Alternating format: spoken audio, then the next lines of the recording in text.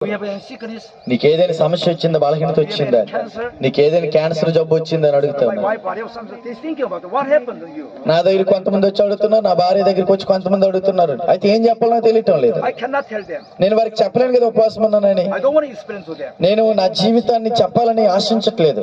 But my problem is continued problems. కానీ నేను ఇంకా ఆ సమస్యల్లోనే ఉన్నాను. ఇంకా In the 1 year, ఒక సంవత్సరం అయిపోయింది. Jesus gave it to me. యేసయ్య నాకు ఒక మాటను చెప్పాడు. Many gift, అనేకమైనటువంటి వరాలను దేవుడు ఇచ్చాడు. అత్యధికమైనటువంటి శక్తిని ఇచ్చాడు దేవుడు.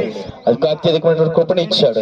అత్యధికమైనటువంటి ఆ దర్శనాలని దేవుడు ఇచ్చాడు. so meet Jesus Christ. అదే రీతిగా ఆ దర్శనాలు వాక్యము ప్రార్థన ద్వారా దేవుని కలుసుకోవడం ప్రారంభించింది. దేవునికి స్తోత్రం. హల్లెలూయా.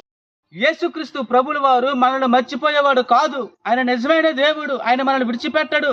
ఆనాడు మోషేకు తోడే ఉన్నట్టుగా యెహోషువకు వాగ్దానం ఇచ్చాడు. యెహోషువ, నేను కూడా నీకు తోడై